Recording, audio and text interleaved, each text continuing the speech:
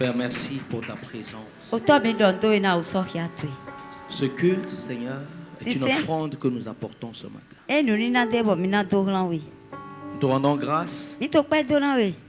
parce que, Seigneur, il t'est agréable. Na aklo do ani yi. Que par ton Esprit Saint, Jo pon gbigbo wiwe to edali. que tu nous parles ce matin. Ani do ho na mi afonu ehe. Que par ton Esprit Saint, Do pon gbigbo wiwe to edali. que tu nous enseignes, que tu nous ajustes Ali klon no mi ani gobi do teme. dans le nom de Jésus. To yin ko Jesu to me. Merci Mi dondo we. pour tout ce que tu as prévu de faire. Na no esi awa wule do Merci mi na pour ton wale po. Église. Mi dondo we. Au nom de Jésus. To yin ko Jesu to me. Amen. Ni she.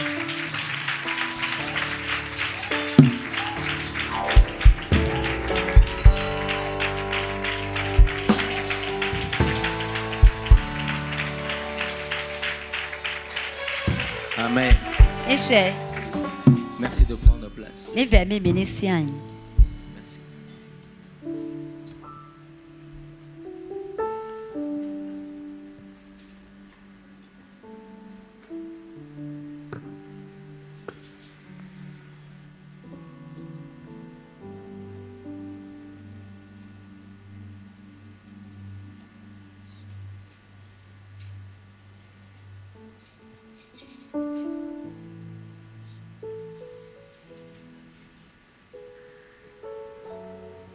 Encore une fois, bonjour au peuple de Dieu. Flado kuro go mi do to gunti we ye weton.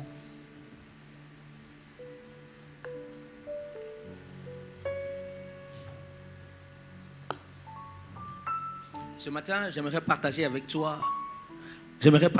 ce matin Afonu mi amakpo mi po. le fruit d'une méditation que j'ai faite Si sen duli lenkpon ton de sur mbaile. le sujet du disciple-là. Do hota in devinji. Et ce matin, Bo afonu ehe. je viens exhorter, Nwa plon jan plon nu we. pas enseigner, mais je viens exhorter. Nwa jona do ho na we men jan plon nu we gba. Ce que je viens partager avec toi ce matin Le dra makpo ye kpo to afonu ehe. m'est venu des questionnements que j'ai au sujet de la vie chrétienne, de la foi chrétienne. E ton so ho kan bio De la le marche avec me le Seigneur. do kon yi se no si gbesan dalzon didi kwa aklu no Nous ko sommes dans dali. l'année du disciple-là. Mi to fwe devi to me. C'est-à-dire qu'avant la fin de cette année, E ba do we kpo fwe he dan fo. que nous ayons l'assurance nous-mêmes que nous sommes des disciples. Mi u lo sudu na ti do kan je jido mi yin devi. Et par la grâce de Dieu, Bado que ko nous jami fassions to des dali. disciples. Mi u lo su le na do devi ga.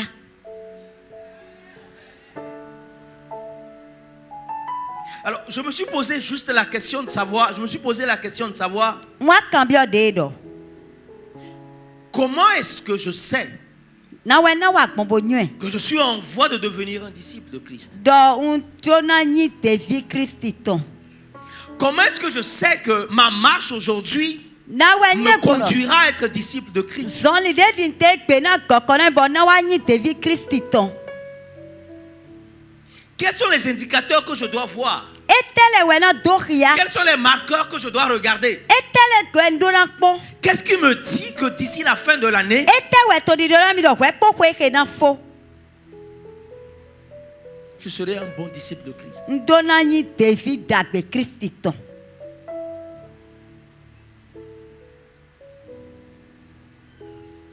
Je me suis posé cette question Nwa ka ho e bio après une de. introspection.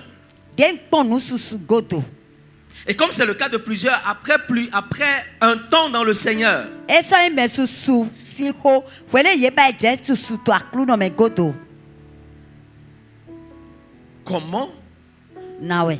est-ce qu'on sait qu'on est un disciple ou qu'on devient un disciple authentique? Na we ye karon wa gboblo nyo do ye devi kabi ye dan huzu devi nugbo.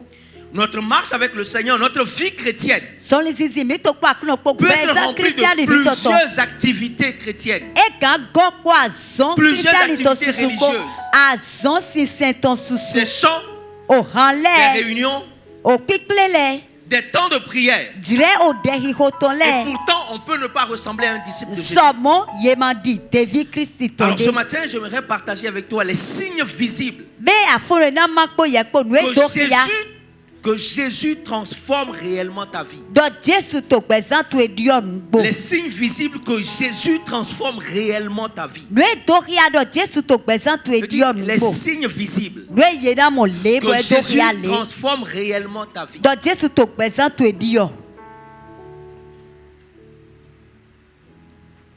Jésus lui-même déclare ces paroles. Il dit, Jesu lɔ su dɔ hoe le edɔ dɔ. pourquoi vous m'appelez Seigneur, Seigneur, Eta to emi kan to yirɔ mi dɔ aklu et ne nɔ aklu faites-vous nɔ. pas ce que je vous dis? Bɔn luen to di dɔ lɔ mi ma ka to lɔ basi. Cela veut dire qu'on peut admirer Jésus Eba dɔ agan nyi wɔna Jesu agan nɔ kpɔn Jesu. sans le suivre. Bɔn na wa ho doe. On peut être dans la foule, Ye gan to be le mɛ. mais ne pas devenir comme lui. Amɔ ye ma ahuzu di wɔ. Ye ma ta di wɔ. Alors, mon message de ce matin s'adresse à ceux et celles qui veulent devenir comme Jésus-Christ. Hoti afɔnu ehe wɛn to di dɔ glan sunu kabi nyɔnu edzo na huzu ta Parce di que le Jesu lɛ. but de Dieu, Do nu nyawule tsi hoe ye c'est que wetɔ. la terre soit remplie des fils et des filles de Dieu. Uwɛn do ayi gbalɔ blebu ni gɔkpo sunu nyɔnu fi tsi hoe ye wetɔ lɛ kpo.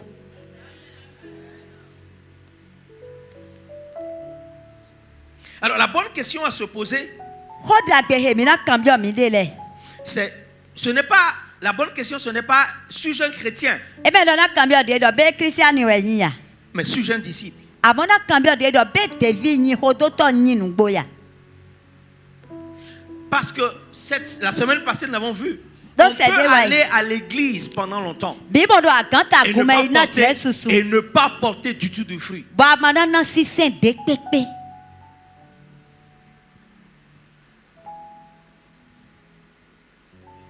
Les premiers chrétiens n'avaient pas besoin qu'on les appelle, n'avaient pas besoin de dire qu'ils étaient disciples de Jésus. Kristiani titantɔ la ema Ils tɛ ne do le wudo disaient bɔ pas. yɔ suna dɔdɔ emi lɛ wɛ yin devi kristi tɔn. Leur vie parlait pour eux. Gbɛzã ye to wɛ to ho dɔ do ta ye Leur tɔ mɛ. façon de vivre montrait qu'ils étaient disciples de Ne ye Jésus. do zan gbɛ ye to gbɛ ye do xia dɔ ye yin hodotɔ kristi Ils tɔ. n'avaient pas besoin d'avoir une chaîne Ye ma do avec la wudo. croix au cou. Bona do kɔnu de bɔ akulusu na to Pour montrer kɔnu lɔ leur dzi. foi Bona do et leur xia dɔ ye yo yi appartenance à se nɔ Jésus. emi lɛ kristi tɔn wɛ emi yin. Quand ils ont été appelés disciples Ne ye yɔ ye dɔ devi. pour la première fois, Fila il n'y titantɔ de yɔ avait ye dɔ aucun devi. autre mot pour les décrire. Yi kɔ de fo de ma ti bɔ ye na do dirɛ ye. Parce que quand on les voyait Do fo de ye to et ye on kpɔn. voyait Jésus, Bɔn ye to Jesu lɔ su kpɔn. c'était des disciples. Ye dɔ mo dɔ mɛ ye lɛ hodotɔ devi ye yin kpɔn.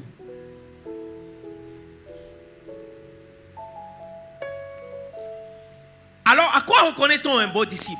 Bɔn na ye kanu basi gbɔnboro nyɔ dɔ mɛ he Un wɔ bon devi disciple dagbe n'est wɛ. pas reconnu par son appellation. Devi dagbe ye Ce mɔ n'est nyɔ do pas ko par nyi le kɔ de titre. nɔ yɛ gbɔ Ce eme n'est nyi pas kɔ parce de wɛ qu'il do porte nɔ un yɛ na. badge. Eme dɔ nde wɛ na do do kɔ. Ce n'est pas parce qu'il a un poste dans l'église, Eh qu'il ben, sert donc, dans l'église. E to tɛnde mɛ to agume kabi ye no wazɔn to Mais il agume. y a des indicateurs concrets. Abɔ nde lɛ ti bolo do Il y a xia. des signes visibles Nu de lɛ ti bo ye xia bɔ ye no mɔ qui le. montrent Lɛ no do que xia. Jésus est ton modèle. Dɔ Jesu yɛ akpadzrɛ mɛ he tɔn.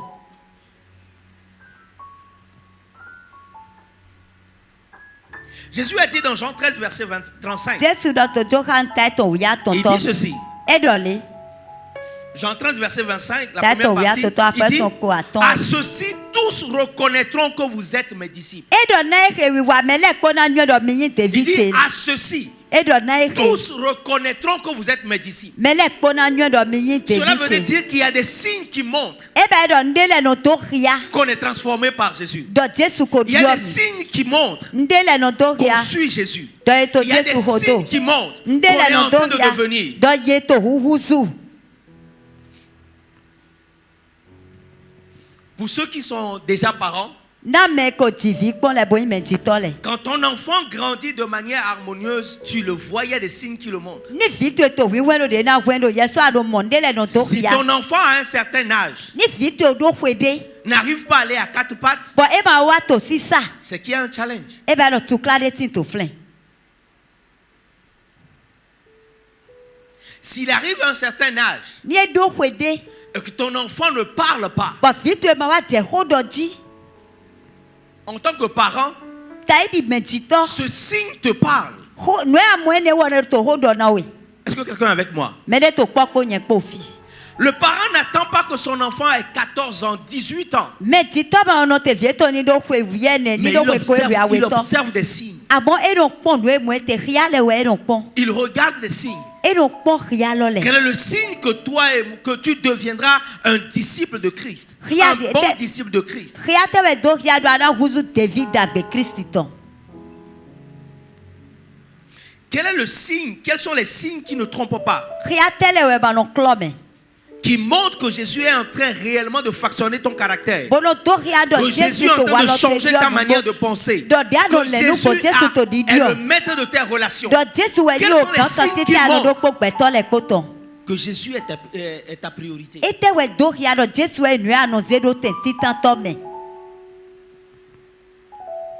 Le but de mon message de ce matin, ce n'est pas de condamner quelqu'un. Ce n'est même pas d'emmener la comparaison. Mais c'est d'aider à discerner.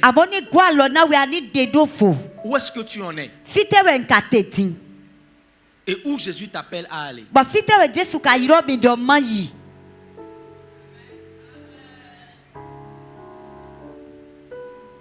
Je peux te dire avec certitude que le monde n'a pas besoin de plus de chrétiens croyants, des chrétiens de nom. Vous savez, le monde cherche des réponses. Autour de nous, les familles cherchent des réponses. Les collègues, les amis cherchent des réponses. Ils ne cherchent pas des chrétiens de nom. Ils ne cherchent pas des chrétiens de nom.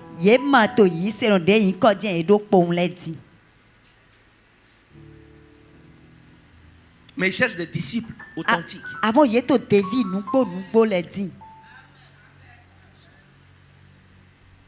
Hier, je discutais avec une de mes filles.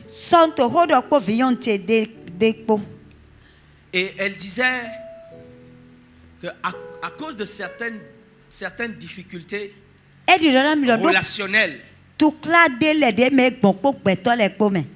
dans sa maison, elle préfère rester, quand elle est à la maison, elle préfère rester dans sa chambre. Alors je lui pose la question. Est-ce que tu évangélises? Elle dit oui. Est-ce que tu parles des gens, tu parles de Jésus aux gens? Elle dit oui. Alors je lui pose la question. Est-ce qu'il y a des gens qui ne connaissent pas Jésus dans ta maison? Elle dit oui. Alors je lui pose la question. Puisque tu restes dans ta chambre, est-ce que tu participes aux tâches ménagères quand tu es à la maison? Elle dit non, elle s'enferme dans son chambre.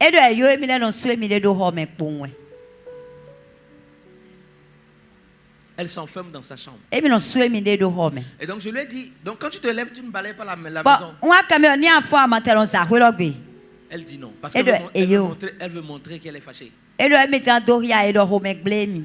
Donc tu ne prépares pas la maison, elle dit non. Est-ce que tu contribues à payer les factures? Elle dit non.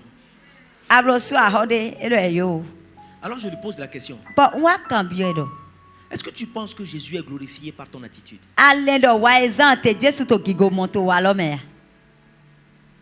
En quoi est-ce que ton attitude est différente de celui qui ne connaît pas Jésus?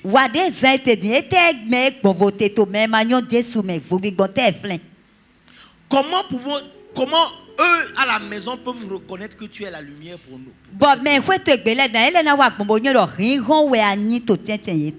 Quand tu es fâché, tu réagis comme nous autres aussi. Tu évangélises les gens dehors. Mais il y a des gens à gagner dans ta maison.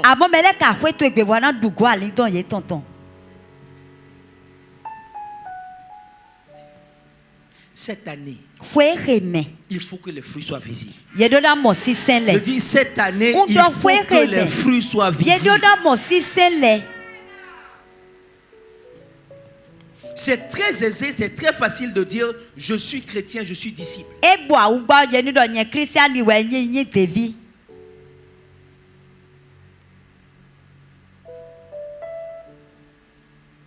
C'est très facile de le dire.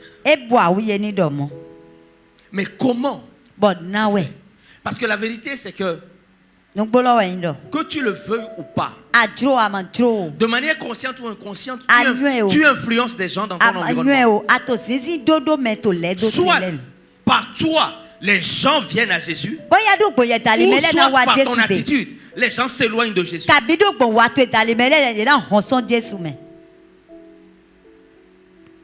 Mais que tu le veuilles ou pas, que tu le veuilles ou pas, tu influences les gens.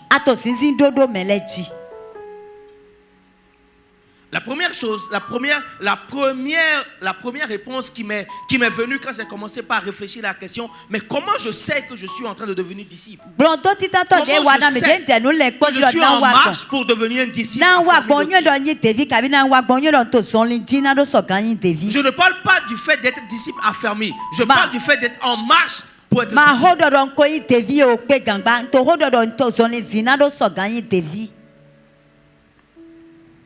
Parce que plus tard, je te donnerai quelques points qui te permettent de savoir que tu es un disciple accompli. Et c'est là où nous allons dans le nom de Jésus.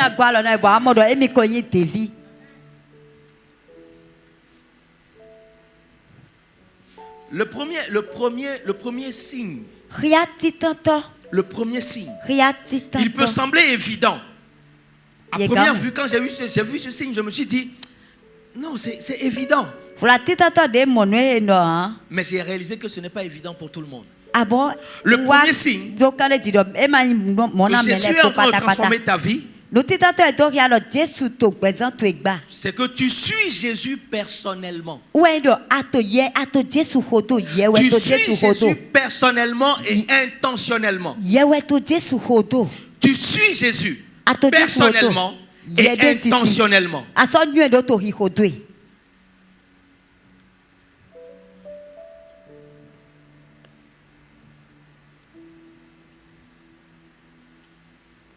Quand je dis suivre Jésus personnellement, je parle du fait d'avoir une relation avec Jésus. Paul en parle et il utilise le terme être en Christ. Être en Christ, ce n'est pas être dans une voiture. Être en Christ. Être en Christ.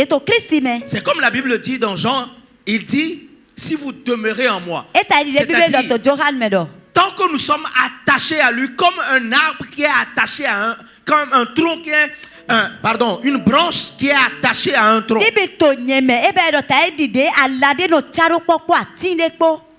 Plus de 300 fois dans la Bible utilise le terme être en Christ ou être en lui. Et la Bible nous apprend que être en lui, c'est le fait de rester personnellement connecté à lui. La question que je te pose ce matin, est-ce que tu es personnellement connecté à Jésus?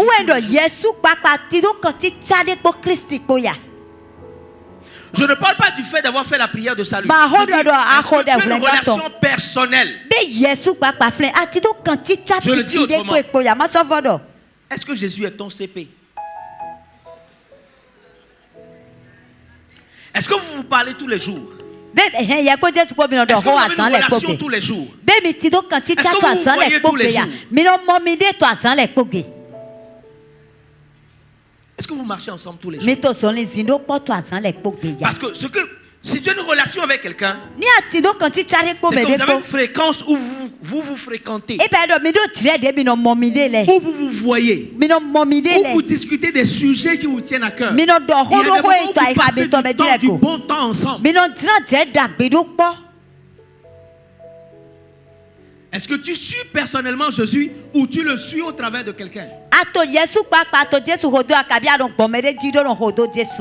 Est-ce que tu vois Jésus? Est-ce que tu vois personnellement Jésus?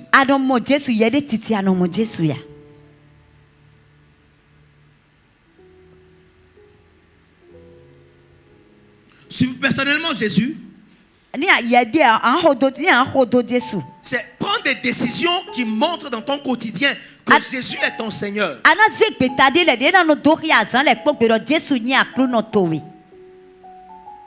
Par exemple, tu reçois une invitation le dimanche matin pour aller faire le sport. Mais tu sais que là où tu dois être, c'est dans la maison de Dieu. C'est aller adorer Dieu. C'est servir Dieu. C'est encourager quelqu'un. Et tu choisis la présence de Dieu. Tu choisis d'être dans la maison de Dieu que d'être dans le confort ou le divertissement. Avoir une relation avec Jésus, c'est choisir de répondre à quelqu'un, de répondre avec amour, avec sagesse à quelqu'un qui vient de mal te parler. Choisir d'avoir une relation intentionnelle avec Jésus, c'est ne plus être impulsif dans ses réponses. Lorsque quelqu'un vient avec un conflit. Hier, tu pouvais injurier. Mais aujourd'hui, tu prends le temps de bénir Dieu pour cette personne.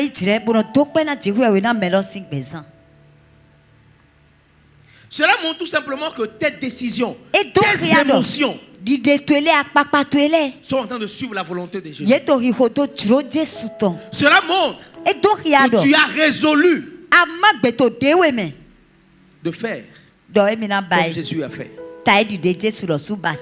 Avoir une relation avec Jésus, une relation personnelle avec Jésus, c'est que progressivement, tu t'éloignes de tout ce qui t'éloignait de Jésus. Qu'est-ce qui t'éloigne aujourd'hui de Jésus? Qu'est-ce qui t'empêche d'être proche de Jésus?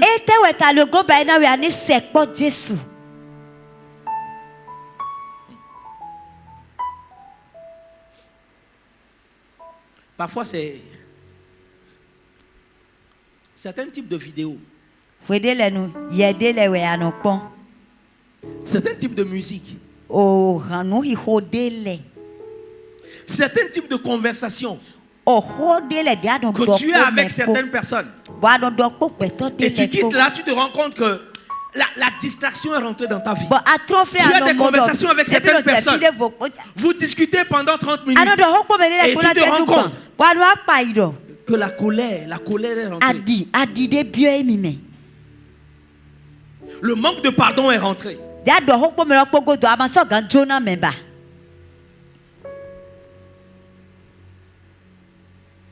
Et tu prends la décision de t'éloigner de telle relation, de telle personne, d'abandonner cette relation parce que tu choisis Jésus. Avoir une relation personnelle avec Jésus,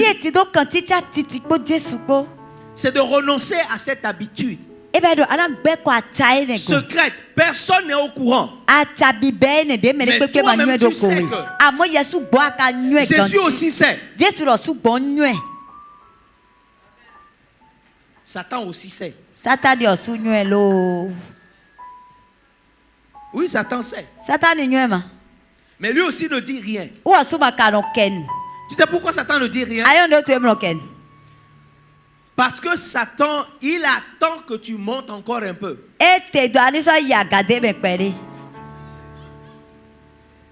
Il attend que tu montes. Parce qu'il sait que ta place est en haut. Il sait que tu finiras par monter. Donc Satan se tait.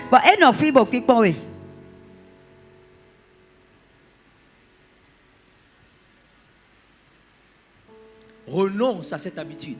Je dis renonce à cette habitude. C'est encore secret, personne ne sait. Réponds-toi, renonce.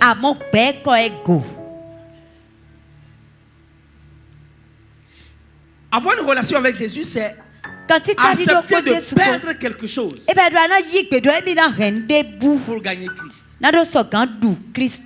Dis-moi, en 2026, qu'est-ce que tu es prêt à perdre pour gagner Christ? Réfléchissons-y quelques moments. Qu'est-ce que tu es prêt à perdre pour gagner Christ?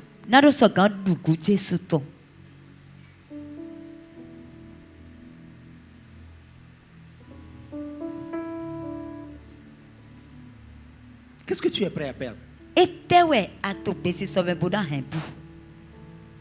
Qu'est-ce que tu es prêt à sacrifier?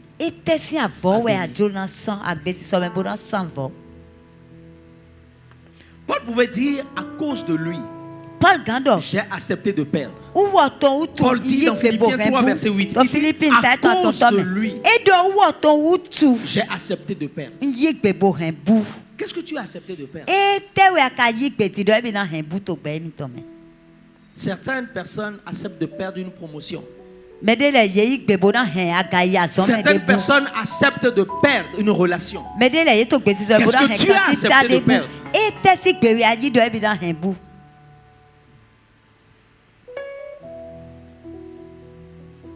Avoir une relation personnelle avec Christ,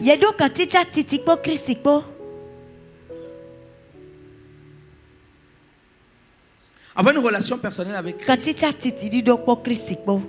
c'est accepter de ne pas te venger. C'est choisir de pardonner. De prier pour quelqu'un, pour cette personne qui t'a blessé. C'est de prier, c'est d'honorer, c'est de bénir cette personne qui t'a fait du mal.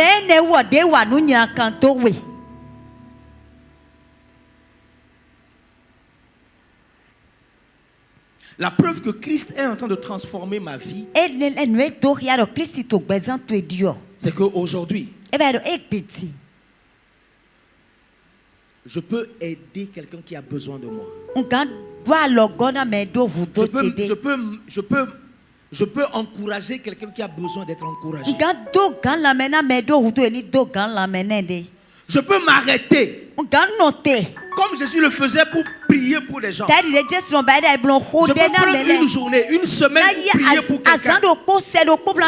C'est la preuve que ce n'est plus seul moi qui compte. Mais je comprends que Christ est en train de me transformer.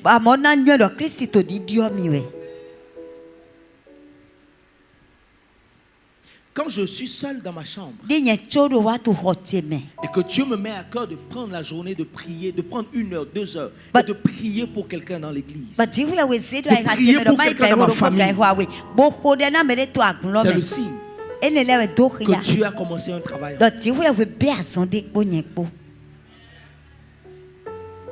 C'est le signe. Cela montre que je ne fais plus ce que j'ai envie de faire. Mais je me positionne. Et je suis en train de dire, qu'est-ce que Jésus ferait à ma place? Qu'est-ce que Jésus ferait? Qu'est-ce que Jésus ferait à ma place? Une très bonne question. Qu'est-ce que Jésus ferait à ma place? Nous venons de commencer une nouvelle semaine. Cette semaine, il y aura des situations qui viendront vers toi. Ces situations te poseront la question.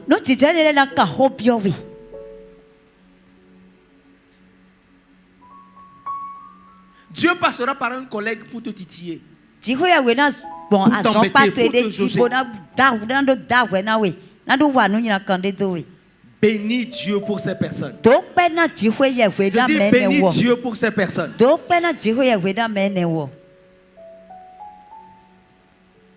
La deuxième chose qui montre que Jésus, deuxième signe visible qui montre que Jésus est en train de transformer ta vie. La deuxième chose qui montre que tu es en voie de devenir un bon disciple de Christ. Tu obéis à la parole de Dieu. Tu obéis à la parole de Dieu. Jean 14, verset 21. Jean 14, verset 21.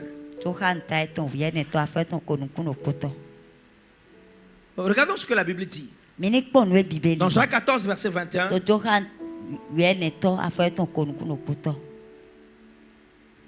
Celui qui a mes commandements et qui les garde,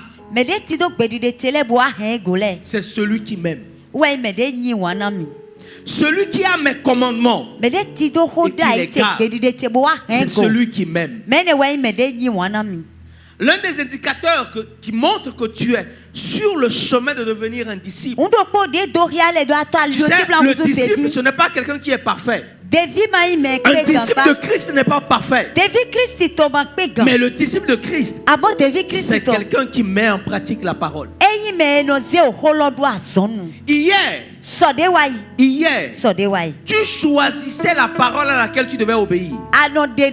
Lorsque tu deviens disciple, tu commences par obéir à toute parole, même celle qui te fait mal. Il y a des paroles qui font mal. Est-ce que tu sais qu'il y a des paroles dans la Bible qui font mal? Il dit, il y a des paroles qui font mal. Je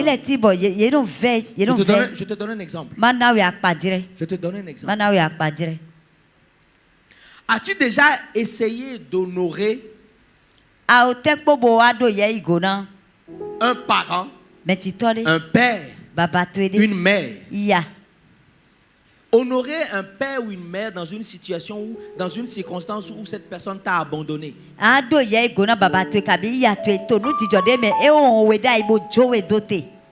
t'a abandonné.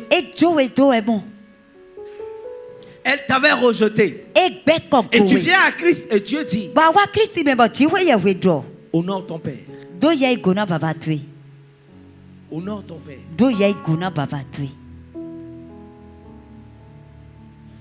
Honore ton père. Je me rappelle de l'histoire de cette sœur avec laquelle nous étions ensemble serviteurs. Nous avons servi ensemble dans un département de l'église. Et elle m'a raconté l'histoire qu'elle a eue personnellement avec son père biologique. Où à 7 ans, 8 ans, elle a été abusée par son père. Et quand elle l'a dit à sa mère,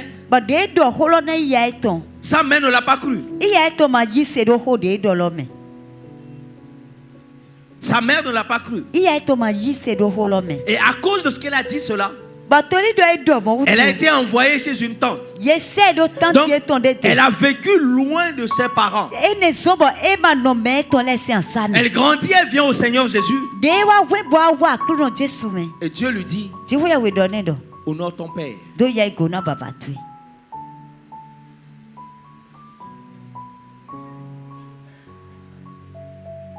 Dieu lui dit, honore ton père. Tu vois, c'est facile d'honorer ton père quand il a toujours été un bon père. Quand il a toujours assumé son rôle de père. Quand il a été toujours un modèle d'inspiration. Mais quand il a été absent, quand il a été un père fouettard, c'est-à-dire quand lui il vient, quand il vient dans ta vie, c'est seulement pour cogner. C'est-à-dire dans vos rapports. Chaque rapport avec papa, c'était comme si un ring de boxe.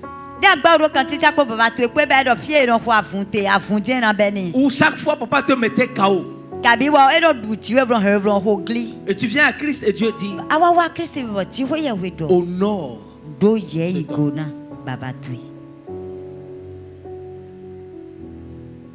Tu vois, c'est facile d'aimer quelqu'un qui nous aime. N'est-ce pas? C'est très facile, n'est-ce pas? Hein? C'est facile d'aimer quelqu'un qui nous aime, n'est-ce pas?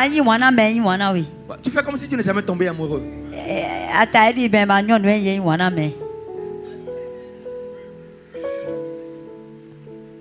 Même le thème là est bizarre. C'est tomber amoureux. C'est bizarre. Dans le monde, les gens tombent amoureux. En Christ, on ne tombe pas amoureux. En Christ, on est amoureux. Mais on ne tombe pas. Tomber, c'est un accident.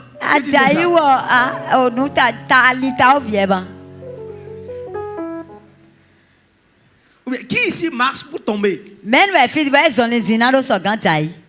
Personne ne marche pour tomber. Comment est-ce que ton voisin peut tomber amoureux?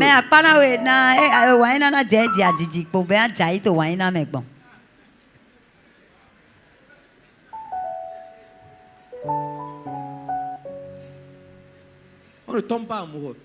De la même manière, on ne tombe pas enceinte. Je suis tombé enceinte.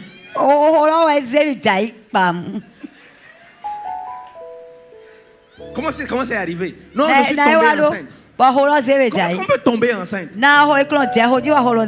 C'est-à-dire que tu es tombé, le temps de te relever, tu as réalisé que tu es enceinte.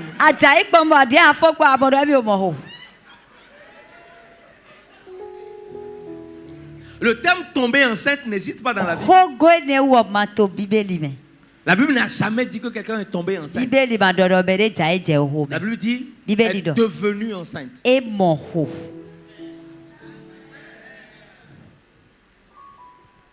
On devient enceinte. On ne tombe pas enceinte.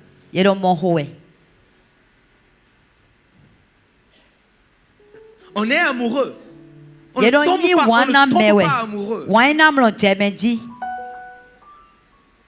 Tu vois, c'est très facile d'aimer quelqu'un qui nous aime. Et surtout, quelqu'un qui nous montre qu'il nous aime.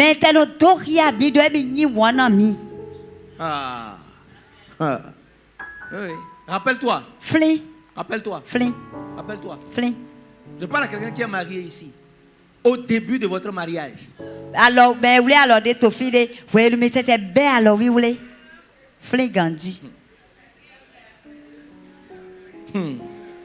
non, rappelle, souviens-toi. Au début.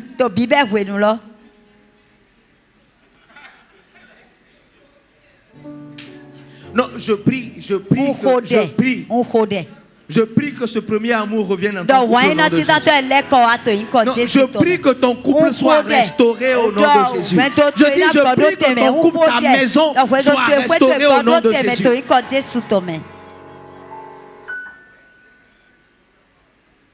Au début, rappelle-toi, quand tu le vois, quand tu la vois, c'est quelque chose dans l'amour. Même si la personne t'injurie, ça sonne bien à tes oreilles. Et tu rigoles. En Christ, on n'injurie pas, je précise.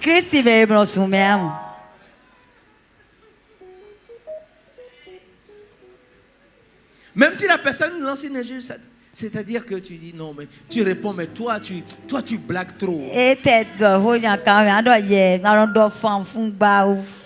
Mais aujourd'hui,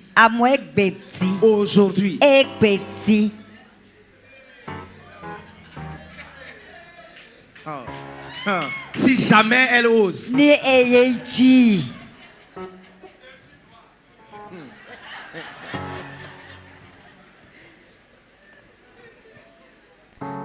si jamais il ose,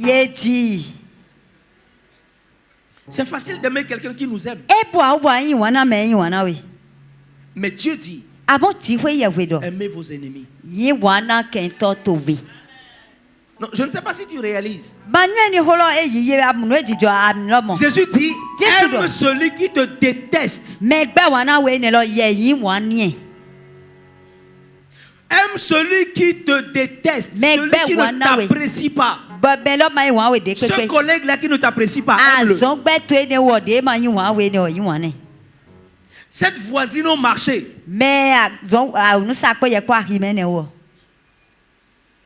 Dieu dit, aime-la. Cette personne qui t'a trahi. Tu vois, cette voisine dans le quartier qui parle souvent mal des gens. Oui, il y en a dans chaque quartier.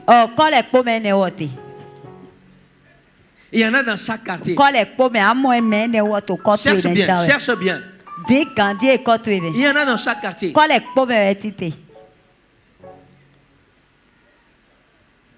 Il y en a dans chaque quartier.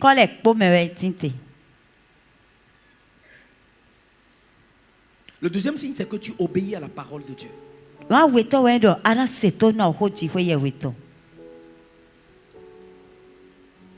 Même si cela fait mal. Tu ne choisis pas la parole à laquelle tu obéis. Mais tu obéis à la parole de Dieu. Dis avec moi, j'obéis. Non, dis avec moi, j'obéis à la parole. Non, j'obéis à la parole. Celui qui obéit à la parole a refusé d'être un spectateur. Mais il décide d'être un disciple actif.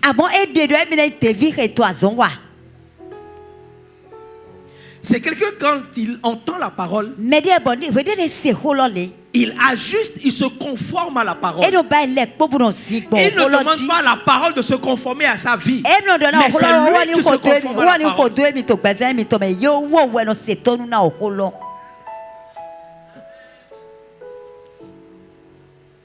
C'est quelqu'un qui sait que chaque semaine, chaque mois, il progresse dans l'obéissance à la parole.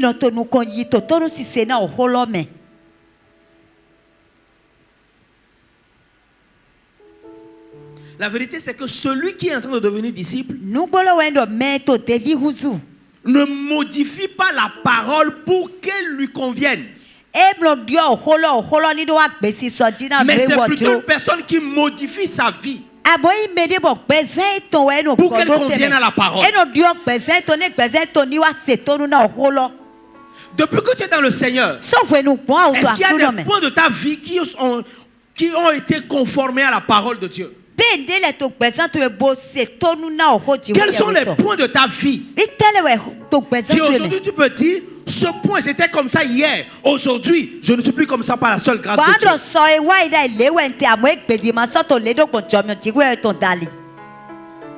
Hier, j'étais quelqu'un qui disait des mensonges. Aujourd'hui, je marche dans la vérité.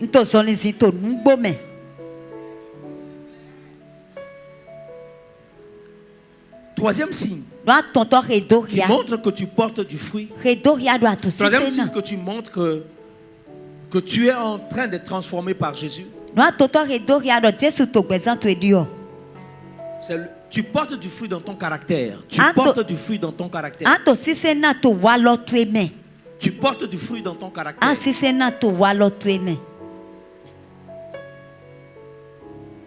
Hier, quand quelqu'un te coupait la parole quand tu parlais,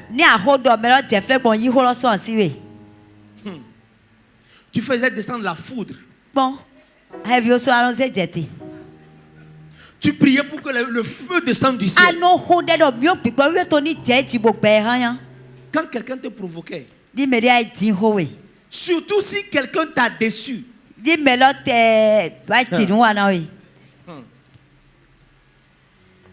si quelqu'un t'a déçu, avant tu aurais réagi avec beaucoup d'irritation, beaucoup de colère. Maintenant, tu gardes ton calme. Tu écoutes. Et tu réponds avec douceur, avec amour.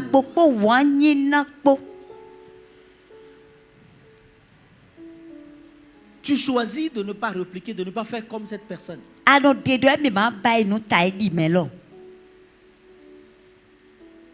Imaginons que tu es dans une file d'attente. Tu es dans une file d'attente à un guichet. Et cela fait plus de 45 minutes que toi tu attends. Cela fait plus d'1 heure que tu attends. Et en ce moment, quelqu'un vient. Et la personne coupe la file. Et vient se mettre devant toi.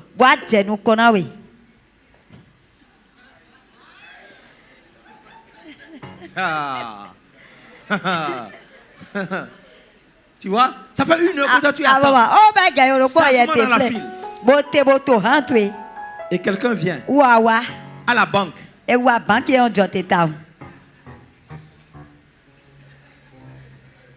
Et la personne passe devant toi. Elle va se mettre 2 personnes devant toi. D'abord, elle est venue faire semblant comme si elle connaissait la personne qui est devant. Et puis tu la vois s'insérer dans le rang.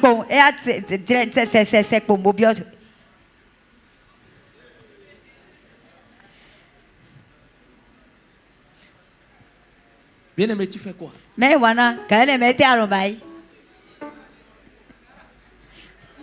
Bien-aimé, tu fais quoi?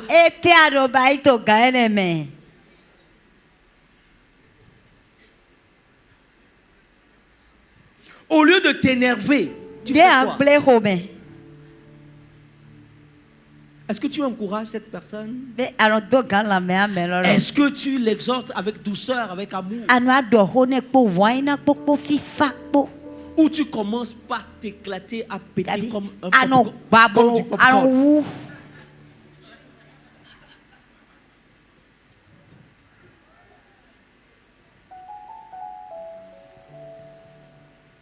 Si ton caractère est en train de changer, c'est que Christ est en train de te transformer. Il faut que les gens sentent, quand les gens commencent par sentir autour de toi, que tu deviens plus aimant, tu deviens plus doux dans tes relations avec les gens. Tu es plus stable.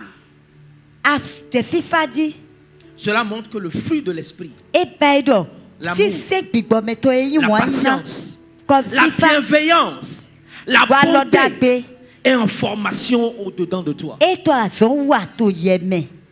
Jésus a dit, vous les reconnaîtrez à leurs fruits. Vous les reconnaîtrez à leurs fruits. Le fruit, c'est ce qui montre que cet arbre est arrivé à maturité.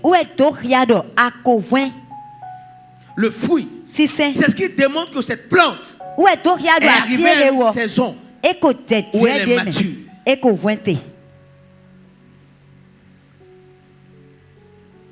Dans les épreuves de la vie, quand les épreuves viennent, comment tu réagis face à l'épreuve? Un ami vient de te trahir, une copine vient de te trahir. Tu viens de perdre un contrat important que tu attendais. On vient de t'annoncer une mauvaise nouvelle. Hier, tu paniquais. Hier, tu sombrais dans la dépression. Hier, tu te laissais emporter par la colère. Mais maintenant, tu rentres dans ta chambre, tu te mets à prier, tu rentres dans ta chambre, tu élèves la voix vers le ciel, tu bénis Dieu. Alors que tout semble mal aller, tout semble mal tourner autour de toi. Tu rentres dans ta chambre et ta seule pensée c'est: Seigneur, je ne désire que toi. Que j'ai perdu des contrats, que tous m'aient abandonné. Même si la situation a dégénéré, Seigneur, je ne désire que toi. C'est toi que je veux. C'est toi que je veux. J'ai besoin de toi. Même si tout le monde t'abandonne, même si tout le monde t'accuse, Seigneur, c'est toi que je veux.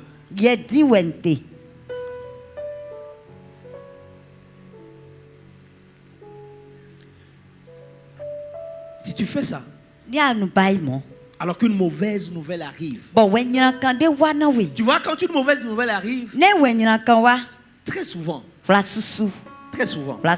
surtout quand on apprend à la mort, le départ de quelqu'un, quand une mauvaise nouvelle arrive, plusieurs ont tendance à dire: mais Seigneur, pourquoi moi?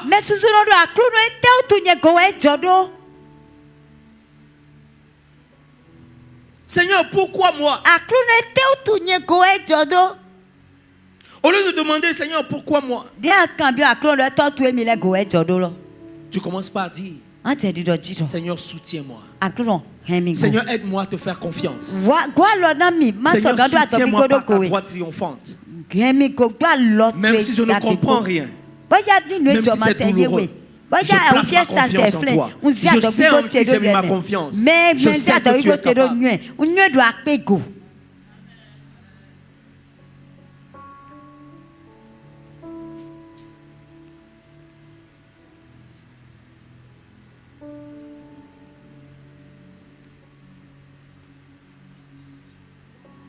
Lorsque les gens autour de toi commencent par témoigner d'un réel changement, cela veut dire que tu es sur le chemin de devenir un disciple de Christ. Quand les gens autour de toi, un collègue, un membre de ta famille remarque que même ton langage a changé, que tu ne t'énerves plus comme avant, que tu prends le temps aujourd'hui d'écouter les autres, de t'intéresser aux autres,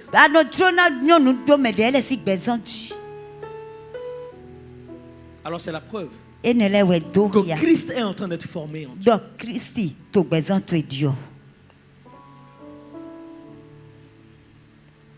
Le disciple, c'est quelqu'un qui ressemble de plus en plus à Christ. Et c'est le but pour lequel Dieu t'a sauvé. Dieu veut que nous soyons à son image. Je te donne un dernier signe. Je te donne un dernier signe. Est-ce que je peux te donner un dernier signe?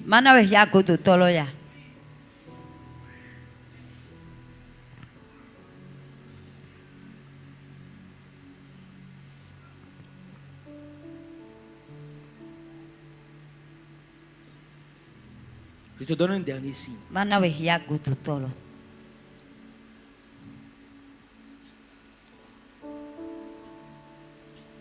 L'un des signes qui montre que Christ te transforme,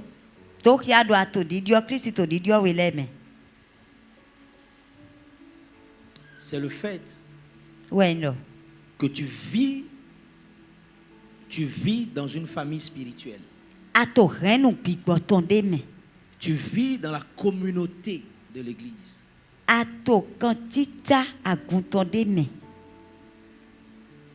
Tu vis la communion avec tes frères et sœurs. Je suis dans le regret de t'annoncer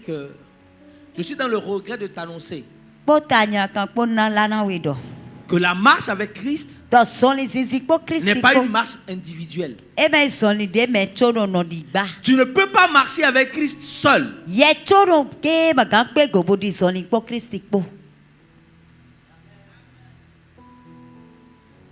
Tu ne peux pas marcher avec Christ en étant seul. La Bible dit dans Acte 2, verset 42. La Bible dit, ils persévérèrent dans les... Acte 2, verset 42. Ils persévèrent dans l'enseignement des apôtres, dans la communion fraternelle. Dans la communion fraternelle. Dans la communion fraternelle. L'un des signes qui montre que Christ est en train de former en toi, que Christ transforme ta vie, c'est ta capacité à tisser des relations avec des frères et sœurs dans l'Église.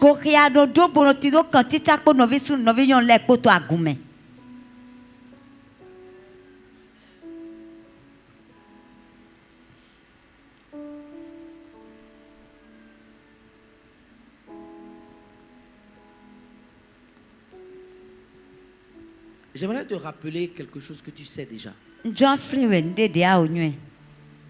Lorsque Dieu décidera de te visiter, et il a décidé de te visiter, Dieu le fera par quelqu'un.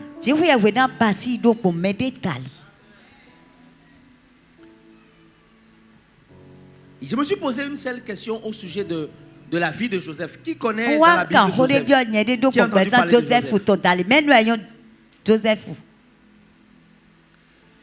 Je me suis posé la question de savoir que serait l'histoire de Joseph si Joseph n'était pas engagé dans la prison où il était.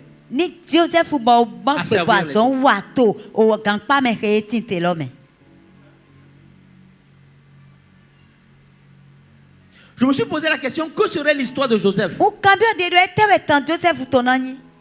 Je suis sûr que la Bible aurait écrit et ils moururent en prison. La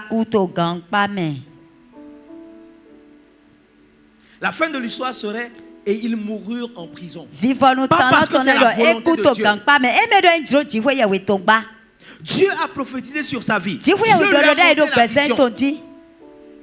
Mais ce qui a fait que Joseph a accompli cela, c'est la relation que Joseph avait avec chaque prisonnier. Au point où un jour, il a remarqué que quelque chose tracassait les chansons du roi.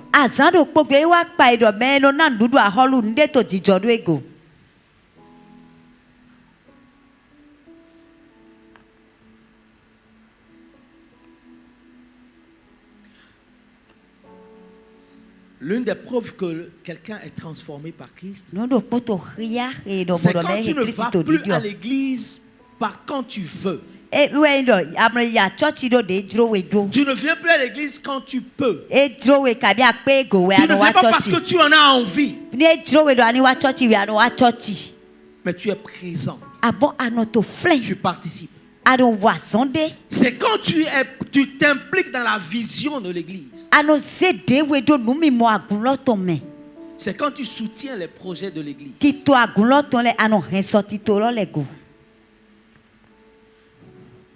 Il y a une certaine époque de ma vie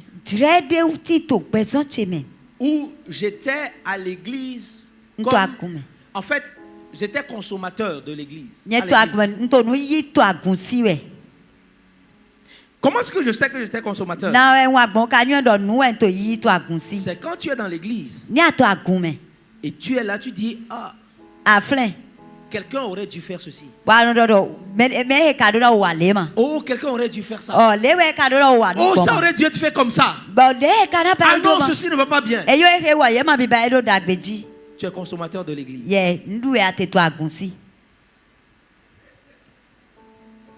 Tu es consommateur de l'église.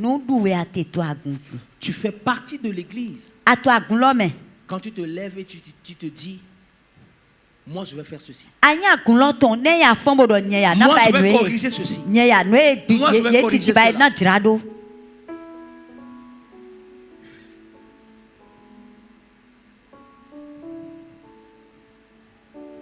C'est quand tu identifies un besoin dans l'église et que tu décides de servir. Quel que soit ton âge. Quel que soit ton âge. Quel que soit ton rang, quel que soit ton statut. Aujourd'hui, par exemple, à l'église de Porto Novo, nous avons besoin de mettre en place un département, une équipe qui s'occupe des seniors.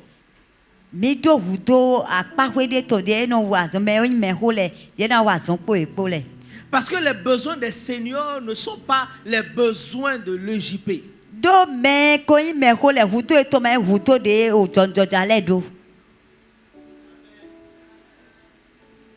Oui. Je me rappelle cette discussion intéressante, cette question qu'un jeune a posée une fois à un senior. Et je vais m'arrêter là. Il demande au senior, mais comment se fait-il que toi qui étais vigoureux, jeune, aujourd'hui tu as du mal à marcher?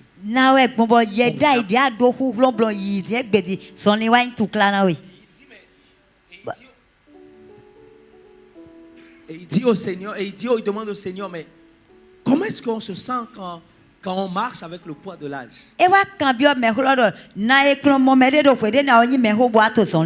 Le Seigneur lui demande, est-ce que tu veux savoir? Il dit oui.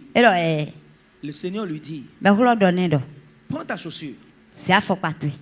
Mets des grains de riz dans ta chaussure. Mets des grains de riz dans ta chaussure. Et essaie de marcher avec.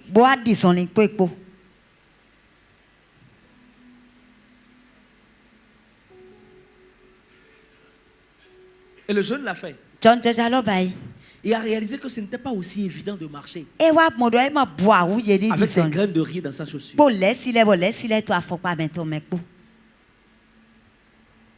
Qu'on peut marcher mais plus. Attendez que je demande.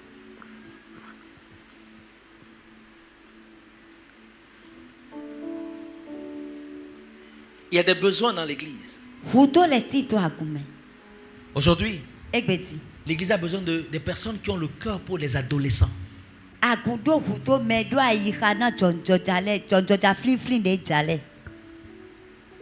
Quand je vois notre église, on a besoin de personnes qui s'occupent des adolescents.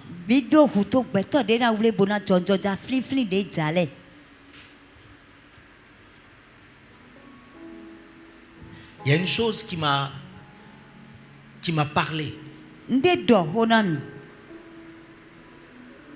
Je me suis mis à estimer, nous qui sommes ici et qui avons des enfants, chaque année, le montant d'argent que nous pouvons investir ici dans cette salle. Ici dans cette salle, le montant que nous pouvons investir ou que nous investissons chaque année dans la vie de nos enfants. Pour leur éducation, pour leur lendemain, pour leurs études, pour leur préparer un avenir.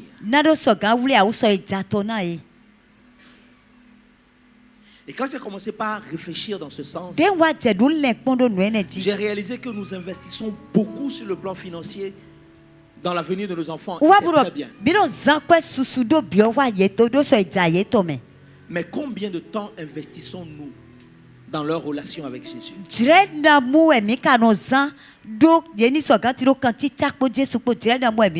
Mais est-ce que vous savez qu'il y a des adolescents déjà qui sont confrontés à la masturbation? Chers parents, est-ce que vous savez qu'il y a des adolescents, des enfants qui sont confrontés au rejet?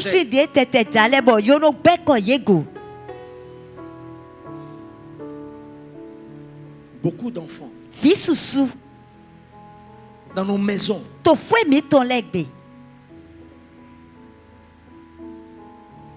sont confrontés à la culpabilité.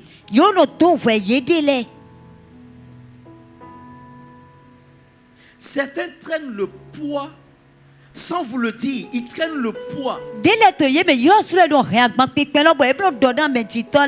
de la relation, de l'état de la relation entre papa et maman.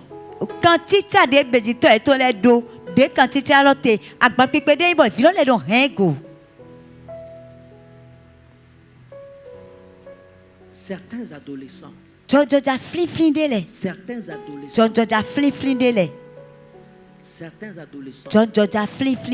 sont confrontés à la sorcellerie.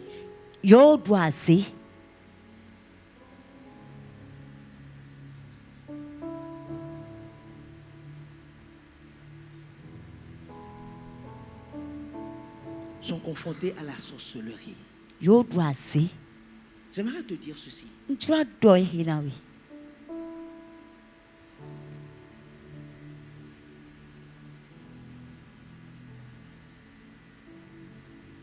Lorsque ceux qui sont dans le monde vont dans leurs loges, vont dans les couvents, ils y vont avec leurs enfants, même à bas âge. Lorsque quelqu'un naît dans une famille musulmane, dès son bas âge, on lui apprend les 5 prières quotidiennes. Mais en Christ. En Christ. Nous venons à la veille de prière, nous laissons nos enfants à la maison. Nous venons à des réunions de prière et nous ne nous occupons pas de la vie spirituelle de nos enfants.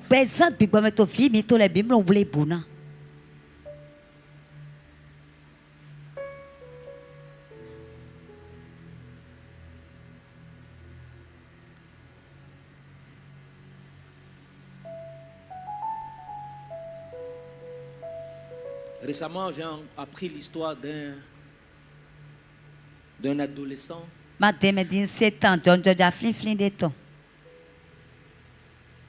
dans une de nos églises qui reconnaît avoir été initié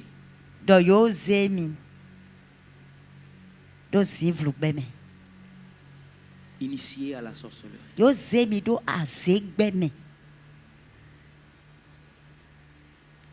Bien-aimé. Bien-aimé. Comment tu dis ça? Hey.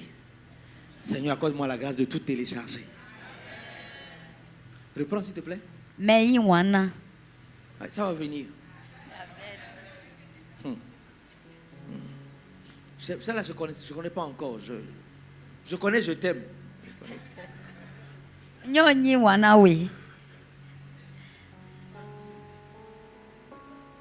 Mon point est ceci. Mon point est ceci. Il y a des besoins dans l'église. Il y a des besoins autour de nous. Quand tu identifies un besoin, visiter quelqu'un, témoigner de l'amour à quelqu'un, prier avec quelqu'un, soutenir quelqu'un, aller exhorter quelqu'un par la parole, aller évangéliser, ou simplement le fait de venir nettoyer, le fait de venir nettoyer.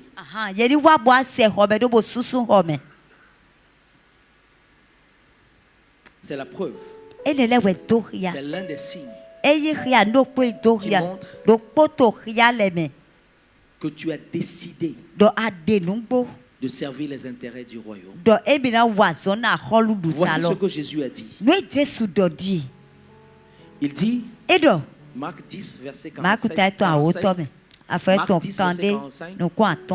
Jésus dit, je lis pour toi, parce que nous avons fini. Jésus dit, car même le Fils, il dit le Fils de l'homme est venu non pour être servi, mais pour servir. Même le Fils de l'homme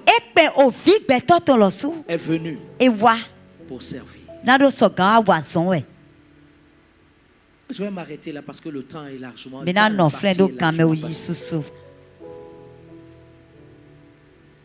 Il y a encore plusieurs autres signes.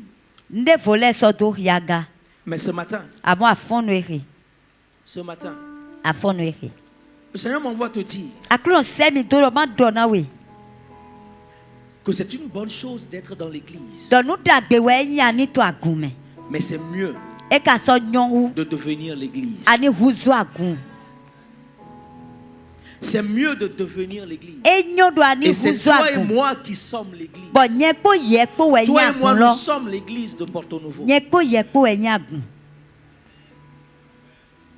Demain, ce bâtiment peut ne pas être ici.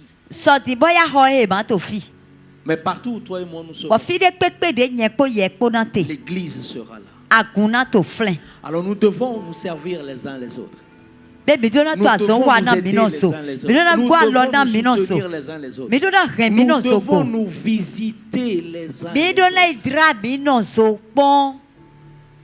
Et toi aussi.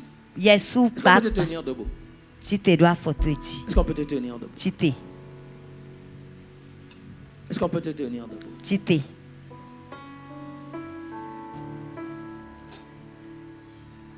Et à toi que je parle à quelqu'un ici. Accepte qu'on vienne te visiter. Je dis, accepte qu'on vienne te visiter. Accepte, je dis encore, accepte qu'on vienne te visiter.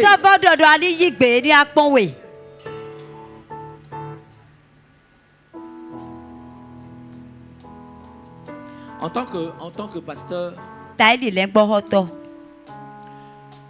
je vais et je visite les gens. Je visite. Qui ici j'ai déjà visité? Mais qui ici j'ai déjà visité? Lève la main.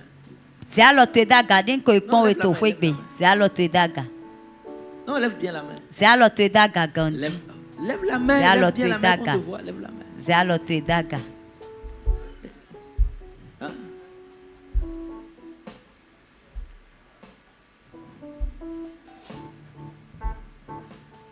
Quand je parle de visite, certaines personnes se demandent, mais c'est quoi la visite pastorale en fait? La visite pastorale, ce n'est pas quand je viens manger chez toi. Je ne viens pas manger chez les gens.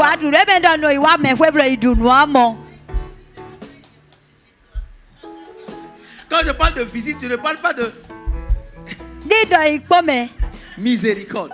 La visite pastorale ne consiste pas à aller manger chez les gens.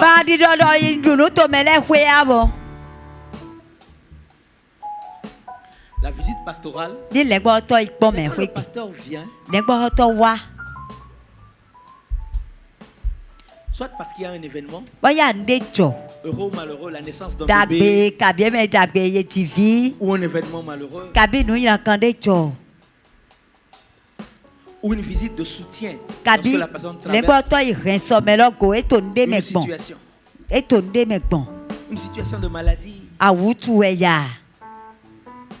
ou tout simplement parce que cette personne a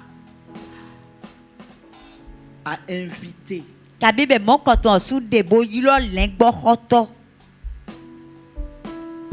demander une visite. Pourquoi j'insiste sur ce point? Je sais que le temps avance, mais je pense que c'est important que je le dise aujourd'hui. Je ne fais pas de visite impromptue.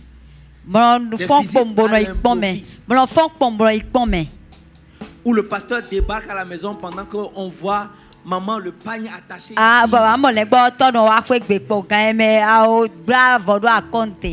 Papa en train de manger dans le reste, en train de manger sa pâte de maïs dans la marmite de la sauce. Non. Je ne viens pas dans le but de mettre les gens dans l'embarras. Écoute-moi bien. Le but de la visite, ce n'est pas de venir embarrasser les gens.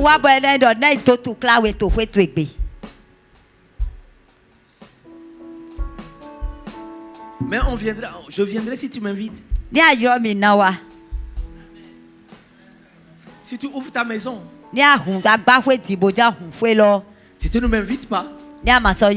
Mais il faudrait bien alors qu'il y ait une circonstance qui me demande de venir en tant que ton pasteur.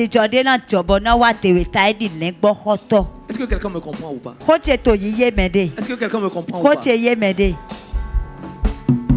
S'il y a une circonstance qui m'oblige à venir en tant que ton pasteur, je n'hésiterai pas à venir. Mais je n'imposerai pas non plus ma visite. Mais ce n'est pas parce que je ne viens pas que je ne peux pas envoyer des gens chez toi.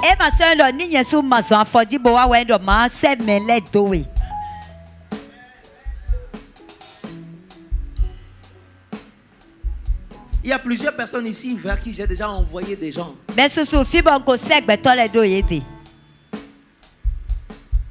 J'ai envoyé 2-3 personnes pour venir visiter. Il y a plusieurs qui acceptent qu'on les visite et je bénis Dieu pour ces personnes.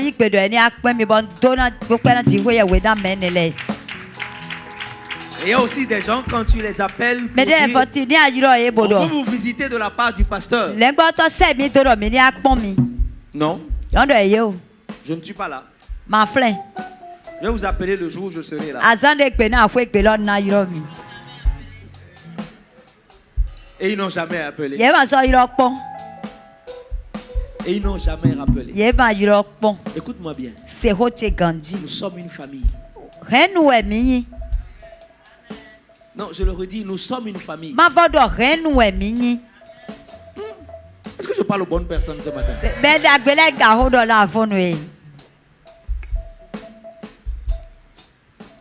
Lève ta main, je vais prier. Apparemment, ton voisin veut que lève la main.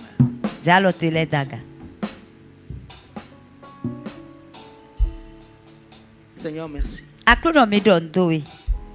Merci de ce que jour après jour, tu décides de travailler en chacun de nous. Afin que nous reflétons ton image. Ce qui était pour nous hier un challenge, un défi dans le caractère, dans notre relation.